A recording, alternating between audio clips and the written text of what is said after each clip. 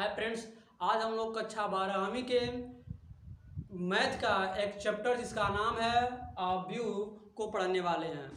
आव्यूह क्या होता है इसको पहले जान लेते हैं। सबसे इम्पोर्टेंट है पहले हम आव्यूह को जानें कि आव्यूह होता क्या है।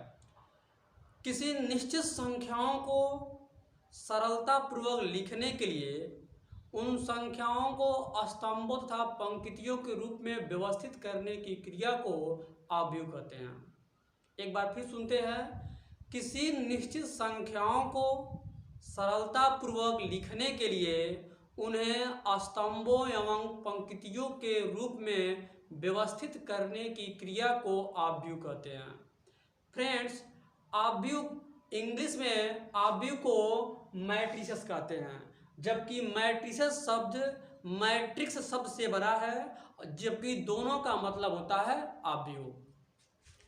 अब हम आव्यूह के उदाहरण के बाद हमें जानते हैं कि सबसे इम्पोर्टेंट चीज़ है कि मान लीजिए अगर कोई आव्यूह हो, यदि कोई आव्यूह हो, जैसे कि हमें मान लेते हैं कि 2, 3, 5, अगर यहाँ हो 7, 9, 1 ऐसे ही हो, तो सबसे पहले हमें ये जानने की आवश्यकता है कि इसमें पंक्ति कौन है और स्तंभ क्या है, कौन है। तो ध्यान देना ये है कि जो ये वाला है, आप लाइन देख रहे हैं, जो ये चीज़ें देख रहे हैं ऐसे, ये पंक्ति कहलाती है, इसे बोलते हैं पंक्ति। ध्यान रहना चाहिए इस चैप्टर में, ये पंक्ति है। इसमें ये सब क्या है, ऐसे अगर हम देखेंगे तो ये सब पंक्ति है। अगर हम इसी को अगर इस तरह से देखेंगे तो इसे स्तंभ कहेंगे। ये स्तंभ है, ये स्तंभ है। सबसे इम्पोर्टेंट चीज़ है कि आप पहले आव्यूह की परिभाषा के बाद आव्यूह के उदाहरण समझे। आव्यूह के उदाहरण समझने के बाद आपको ये समझना सबसे जरूरी है कि एक आव्यूह में पंक्ति कौन है और स्तंभ कौन है। तो ध्यान देना है। एक बार फिर एक उदाहरण दे रहा हूँ कि मान लीजिए अगर कोई भी आव्यूह हो, जैसे 1, 2, 3, मान लीजिए 4, 5, 6, 8, 9, 3, ऐसा कोई भी आव्यूह हो और आपको ये जानना है कि इस आव्यूह में पंक्ति कौन है और स्तंभ कौन है। तो सबसे इम्पॉर्टेंट चीज़ है कि आप जब आव्यूह की परिभाषा समझ गए, आव्यूह के उदाहरण समझ गए, तो आपको सबसे पहले जानना चाहिए कि इस आव्यूह में पंक्ति कौन होते हैं और स्तंभ कौन होते हैं। तो जो क्षैतिक हो इसे पंक्ति कहते हैं। देखिए ये लाइन क्षैतिक है, ये पंक्ति है, ये सब पंक्ति, ये क्षैतिक है, ये सब पंक्ति है। तो कहने का तात्पर्य ये है कि जो इस प्रकार से जो ये बन रहा है इसे बोलते हैं पंक्ति। इसे क्या बोलते हैं? इसे बोलते हैं पंक्ति। और जो इस प्रकार से सीधा खड़ा होता, खड़ा होने का मतलब स्तंभ, तो सीधा खड़ा होता है ऐसे, इसे बोलते हैं स्तंभ। तो ये हो जाएगा स्तंभ। एक बार ऐसे देखा जाए, ऐसे ये जो हो रहे हैं ये हो रहे हैं स्तंभ। ये क्या हो रहे हैं? ये स्तंभ हो रहे हैं। इन्हें हम बोलते हैं स्तंभ। क्या बोलते हैं? इन्हें हम बोलते हैं स्तंभ। और जो क्षैतिक होते हैं ऐसे, जो ऐसे क्षैतिक होते हैं, ऐसे जो लाइन होती है उन्हें पंक्ति बोलते हैं, जो ऐसे होते हैं इन्हें स्तंभ बोलते हैं। सबसे ध्यान देने वाली चीज़ है कि पंक्ति कौन है और स्तंभ कौन है। अब हम लोग चर्चा करेंगे कि आव्यूह का निरूपण अर्थात आव्यूह को किस प्रकार से प्रदर्शित करते हैं। अब ध्यान देना यह है कि आव्यूह को किस प्रकार प्रदर्शित करते हैं। तो सबसे पहले कि आव्यूह के जितने भी तत्व होते हैं उनको, सारे तत्वों को बड़े कोष्ठक में लिखते हैं। ये सबसे इम्पोर्टेंट चीज़ है। जितने आव्यूह के तत्व होते हैं उन सभी तत्वों को बड़े वाले कोष्ठक में लिखते हैं, ऐसे बड़े वाले कोष्ठक में लिखते हैं। अब हम ये देखेंगे कि आव्यूह को निरूपण कैसे करते हैं। तो ध्यान दीजिए कि मान लीजिए कि ये कोई संख्या है। अब ये क्या है कि इस संख्या में सबसे पहले हम पंक्ति लिखते हैं। क्या लिखते हैं? सबसे पहले पंक्ति लिखते हैं। पंक्ति लिखते हैं, उसके बाद स्तंभ लिखते हैं। पंक्ति लिखते हैं, उसके बाद स्तंभ लिखते हैं। ये ध्यान दें कि सबसे पहले अगर कोई संख्या है तो संख्या में सबसे पहले पंक्ति, उसके बाद से स्तंभ। कहने का तात्पर्य ये है कि यदि हम कोई उदाहरण लें तो ध्यान देना ये है कि किस प्रकार से ये स्तंभ और पंक्तियों को निरूपण करते हैं। तो मान लीजिए ए है और ए जो है यह देखना है कि कौन सी पंक्ति है। तो यह हम लोग जो प्रयोग करने जा रहे हैं, ये पहली पंक्ति लिखने जा रहे हैं, पहली पंक्ति। तो पहली पंक्ति, तो ये पंक्ति कौन सा है? पहला। और स्तंभ कौन सा है? पहला स्तंभ इधर से गिनते हैं और पंक्ति ऊपर से गिनते हैं। तो ऊपर से अगर देखा जाए तो पहली पंक्ति है और इधर से देखा जाए तो पहला स्तंभ है। तो इसे कहेंगे पंक्ति पहला और स्तंभ भी पहला। उसके बाद से फिर लिखते हैं तो ये कौन सी पंक्ति है? पहली तो पंक्ति है ना, ये पूरी पंक्ति जो लिखते चले जाएंगे, पहली तो पंक्ति लिखेंगे ना। तो पहली पंक्ति थी और यह पहला स्तंभ बन रहा था, तो पहला स्तंभ। अब ये है कि यह पंक्ति तो पहली ही है, पंक्ति तो पहली है, लेकिन स्तंभ कौन सा है? दूसरा है। क्या लिखेंगे? 2। इसके बाद से फिर लिखेंगे ए, ये कौन सी पंक्ति है? पहली तो पंक्ति है ना, ये पहली पंक्ति है, तो पहली पंक्ति है तो यहाँ पंक्ति लिखेंगे ए। और स्तंभ कौन सा है? तो यह स्तंभ, ये पहला था, ये दूसरा था, ये कौन सा स्तंभ होगा? यह तीसरा होगा। इसी प्रकार से डैश डैश डैश अन्य भी लिखेंगे। और फिर इसमें समझते हैं। अब हम फिर लिखेंगे ए। अब ये देखेंगे कौन सी पंक्ति है? तो पहली पंक्ति हो गई। अभी हम लिख रहे हैं दूसरी पंक्ति, तो यहाँ लिखेंगे 2। और स्तंभ कौन सा है? पहला ही है, तो स्तंभ लिखेंगे 1। इसके बाद से फिर लिखेंगे ए। अब ये कौन सी पंक्ति है? तो दूसरी पंक्ति तो है, तो यहाँ लिखेंगे 2। और स्तंभ कौन सा है? तो पहला स्तंभ और ये दूसरा स्तंभ, ये हो जाएगा 2। उसके बाद से फिर लिखेंगे ए। पंक्ति कौन सी है? ये पहली पंक्ति हुई थी, ये दूसरी पंक्ति है, तो पंक्ति तो दूसरी ही है, लेकिन स्तंभ कौन सा है? पहला स्तंभ, दूसरा स्तंभ और ये तीसरा स्तंभ।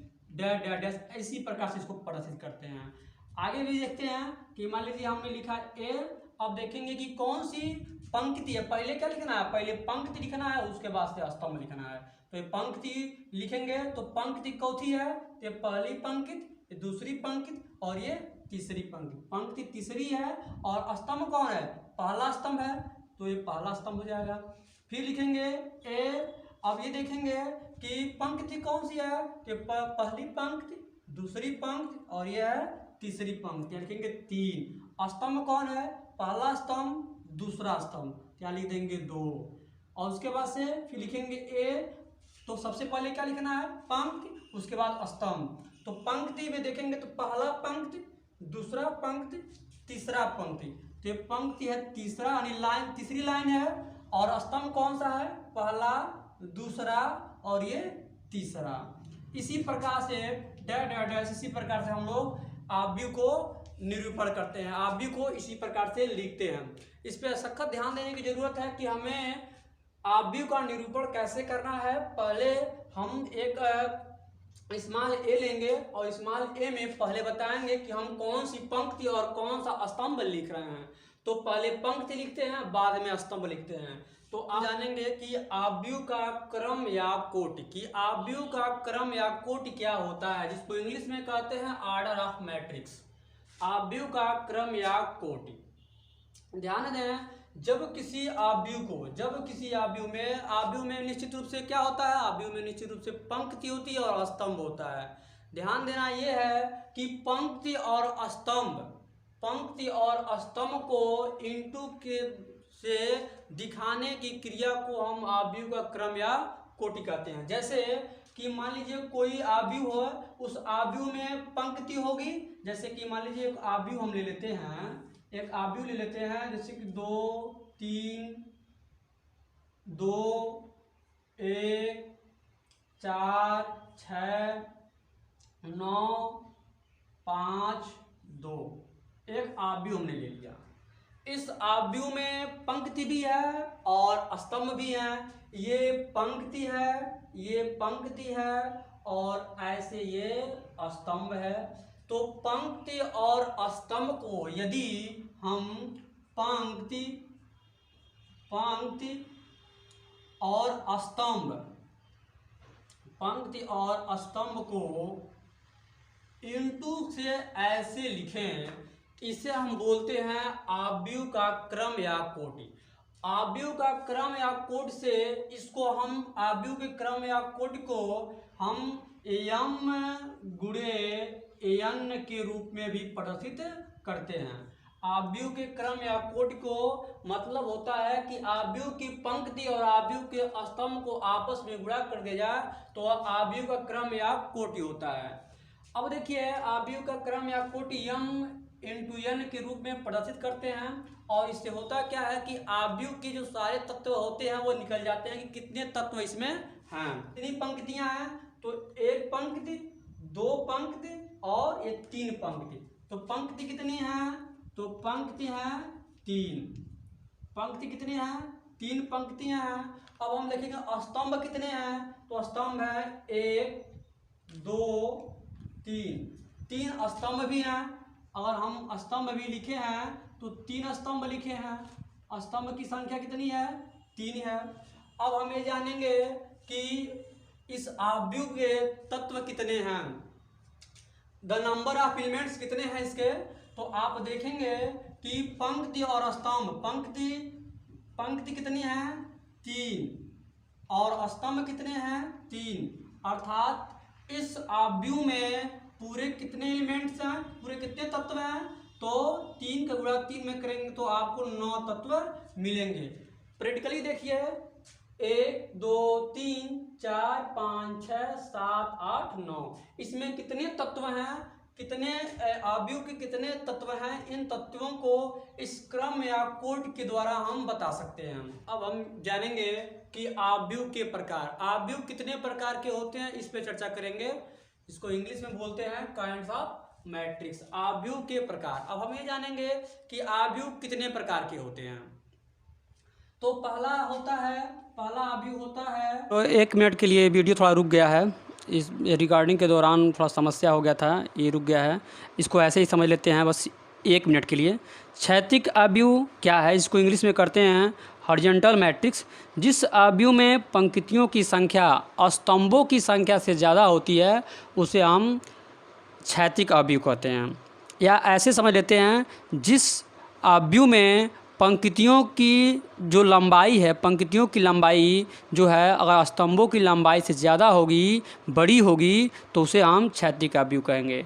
जैसे एक उदाहरण है आपके सामने ब्लैक बोर्ड पे 2 3 5 7 9 3 2 4 5 7। अगर आप इस उदाहरण को देखेंगे तो पाएंगे कि जो पंक्ति है वह उसकी लंबाई जो स्तंभ है उसके लंबाई से ज़्यादा है, या फिर जो पंक्तियाँ हैं इसमें केवल 2 ही पंक्तियाँ हैं जबकि स्तंभ 5 हैं। अतः यह आव्यूह जो है क्षैतिज आव्यूह कहलाएगा। हम दूसरा आव्यूह पढ़ेंगे और जिसका नाम है ऊर्ध्वाधर आव्यूह, जिसको इंग्लिश में कहते हैं वर्टिकल मैट्रिक्स। अब हम ये देखेंगे कि ऊर्ध्वाधर आव्यूह क्या है। जैसे कि नाम से ही मालूम चलता है कि ऊर्ध्वाधर आव्यूह क्या होता है। जिस आव्यूह में ऊर्ध्वाधर लाइन यानी कि जो स्तंभ है उसकी लंबाई पंक्तियों की लंबाई से अधिक होगी उसे ऊर्ध्वाधर आव्यूह कहेंगे। जैसे एक उदाहरण लेते हैं कि हमने माना कि एक आव्यूह हमने लिया, जिस आव्यूह में हम लेते हैं 2 3 4 7 8 5। ऐसे कोई ऊर्ध्वाधर आव्यूह वह आव्यूह है जिसमें पंक्तियों की संख्या स्तंभों की संख्या से ज्यादा है। जैसे पंक्तियों की संख्या स्तंभों की संख्या से ज्यादा है, ये पंक्ति है 1 2 3। तो आपको पंक्ति कितनी मिली, आपको पंक्ति मिली 3 और स्तंभ कितने मिले 1 2। तो स्तंभ आपको मिले 2। तो आपको ध्यान देना है कि यहाँ स्तंभ की संख्या पंक्ति की संख्या से कम है या पंक्ति की संख्या स्तंभ की संख्या से ज्यादा है। तो ऊर्ध्वाधर आव्यूह वह आव्यूह होता है जिसमें पंक्ति की संख्या स्तंभों की संख्या से ज्यादा हो, या ऐसे भी कह सकते हैं कि जिस आव्यूह में ऊर्ध्वाधर खड़े स्तंभ की लंबाई क्षैतिक में पाया जाने वाले पंक्तियों की लंबाई से ज्यादा हो। तो आप ध्यान देंगे तो पंक्ति की लंबाई छोटी है और यह ऊर्ध्वाधर खड़े स्तंभ की लंबाई ज्यादा है। अतः इस प्रकार के कोई भी अवयव मिलेगा हमें तो हम उसे ऊर्ध्वाधर अवयव के नाम से जानेंगे। हम लोग तीसरा अवयव को पढ़ेंगे कि तीसरा अवयव क्या है। तीसरा अवयव में वर्ग अवयव, तीसरा अवयव है वर्ग अवयव, जिसको हम बोलते हैं स्क्वायर मैट्रिक्स। यह वर्ग अवयव क्या होता है, जिनमें पंक्तियां और स्तंभ दोनों की संख्या बराबर हो। स्तंभ और पंक्ति दोनों की संख्या जिस अवयव में बराबर हो उसे वर्ग अवयव कहते हैं। या फिर पंक्ति या स्तंभ की लंबाइयां यदि आपस में बराबर हो तो उस अवयव को वर्ग अवयव कहते हैं। आइए एग्जांपल्स के माध्यम से समझते हैं। मान लीजिए कोई हम एक अवयव लिए जैसे कि 2, 3, 5 और 7, यह एक अवयव लिए। इस अवयव में आप देखेंगे तो यह वर्ग अवयव। क्यों? क्योंकि जितनी संख्या पंक्ति की है उतनी संख्या स्तंभ की है। यहाँ पंक्ति कितने हैं, 1, 2, तो पंक्ति आपको प्राप्त हुआ, पंक्ति प्राप्त हुआ 2, पंक्ति प्राप्त हुआ 2। स्तंभ कितने हैं, 1, 2, तो स्तंभ कितने प्राप्त हुए, तो स्तंभ प्राप्त हुए 2। पंक्ति भी 2 प्राप्त हुई और स्तंभ भी 2 प्राप्त हुए। तो यहाँ आप देख रहे हैं पंक्तियों और स्तंभों की संख्या आपस में बराबर है, इसलिए यह वर्ग अवयव है। एक उदाहरण और देखते हैं। मान लीजिए हमने एक उदाहरण लिया कि 2, 4, 6, 7, 8, 3, 2, 1,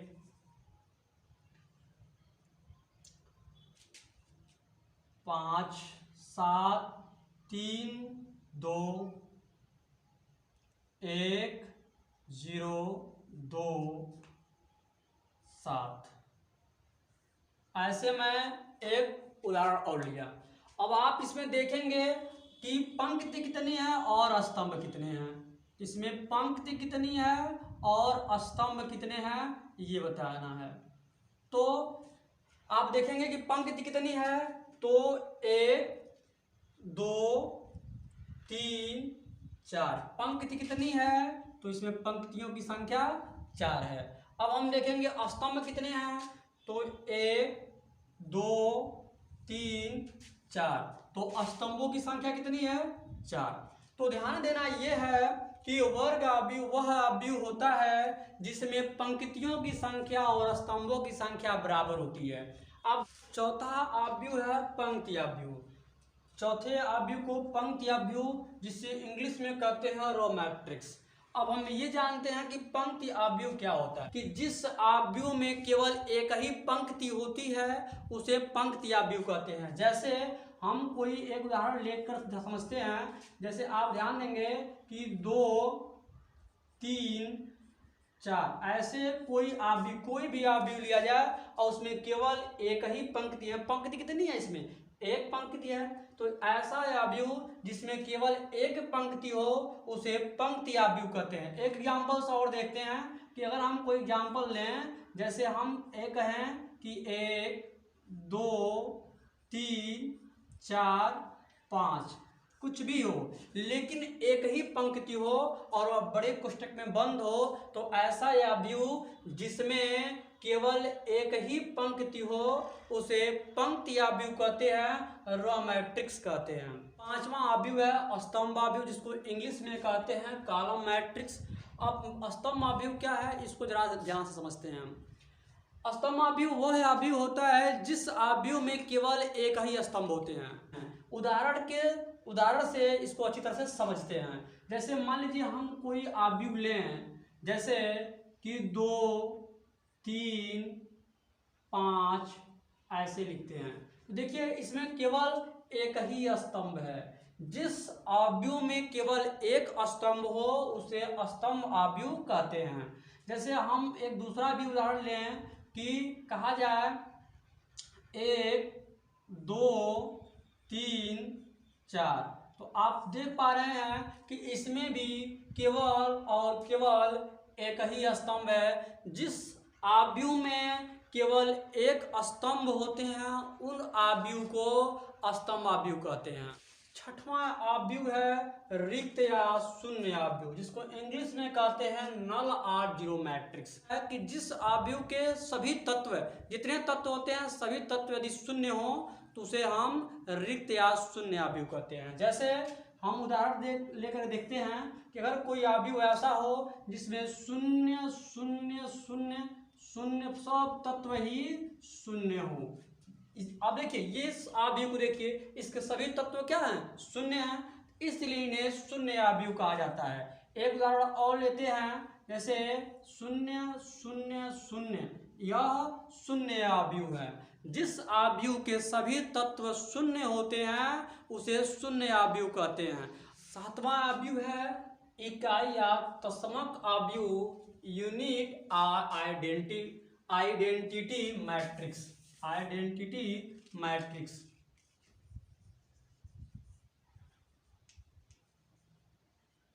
आइडेंटिटी मैट्रिक्स इसे बोलते हैं इकाई या तत्समक आव्यूह। तो इकाई या तत्समक आव्यूह क्या होता है कि जिस आव्यूह के मुख्य विकर्ण एक हो, बाकी सभी तत्व शून्य हो, तो उसे हम इकाई या तत्समक आव्यूह कहते हैं। आपको यह बात थोड़ा समझ में नहीं आ रही होगी कि मुख्य विकर्ण क्या होता है। आइए हम आपको समझाते हैं कि पहले कि मुख्य विकर्ण क्या होता है। ध्यान देना है, अगर कोई भी आव्यूह हो, कोई भी आव्यूह ले लिया जाए, तो जैसे कि 2 3 5 7 9 2 1 5 3 कोई भी आव्यूह ले लिया जाए और इस आव्यूह में ये पढ़ने वाले, ये देखिए ध्यान से देखना है, ये जो होते हैं इन्हें बोला जाता है मुख्य विकर्ण। आव्यूह के ये मुख्य विकर्ण होते हैं।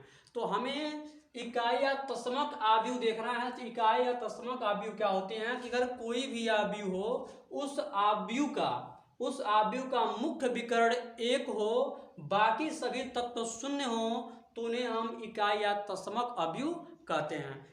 जैसे एक आव्यूह है, एक आव्यूह लिया जाए 1 0 0 0, फिर लिया जाए 0 1 0 0, फिर लिया जाए 0 0 1 0, फिर लिया जाए 0 0 0 1 और इसको बड़े वाले कोष्ठक में बंद कर दिया जाए।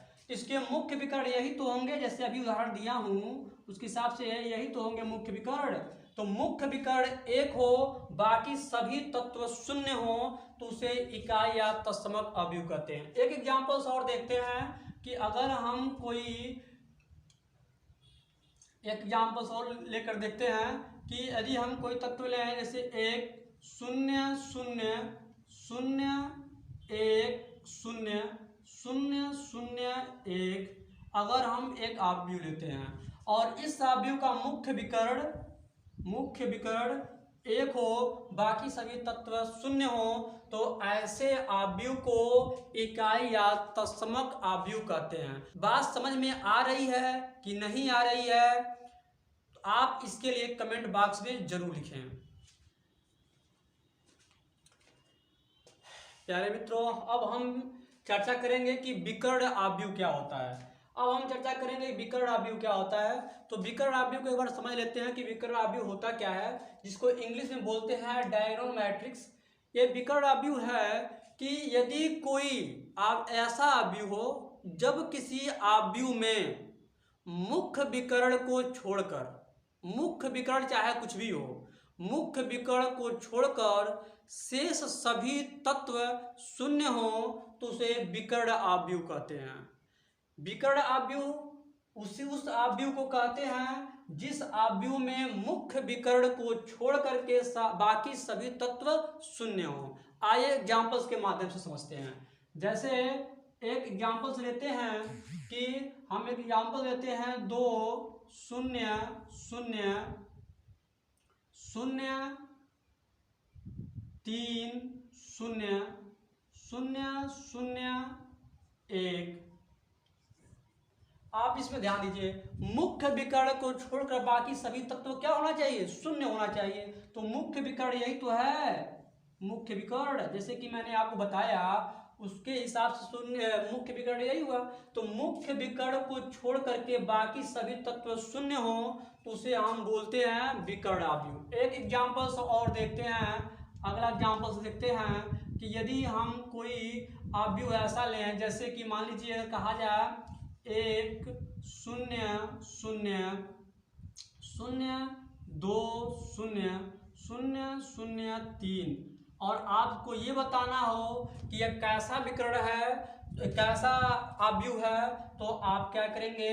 सबसे पहले आप मुख्य विकर्ण को देखेंगे, यह मुख्य विकर्ण है। और जब मुख्य विकर्ण को आप देखते हैं तो मुख्य विकर्ण को छोड़ करके बाकी सभी तत्व यदि शून्य हैं तो सभी तत्व शून्य होते हैं, ऐसे आव्यूह को हम विकर्ण आव्यूह कहते हैं। आव्यूह है अदिश आव्यूह, जिसको इंग्लिश में कहते हैं स्केलर मैट्रिक्स। अब अदिश आव्यूह क्या है इसके बारे में जान लेते हैं कि अदिश आव्यूह होता क्या है। अदिश आव्यूह वह आव्यूह होता है जिसके मुख्य विकर्ण बराबर हो, जिसके मुख्य विकर्ण बराबर हो, बाकी सभी तत्व शून्य हो, उसे अदिश आव्यूह कहते हैं। एग्जाम्पल्स के माध्यम से समझते हैं कि यदि हमारे पास एक एग्जाम्पल्स है कि कहा जाए 2 0 0 0 2 0 0 0 2, तो आप ध्यान देंगे कि जो मुख्य विकर्ण है, जो मुख्य विकर्ण है, मुख्य विकर्ण के सभी तत्व आपस में बराबर हैं और इन तत्वों को छोड़ करके इस आव्यूह के सभी तत्व शून्य हैं, तो अतः ऐसे ही आव्यूह अदिश आव्यूह कहलाते हैं।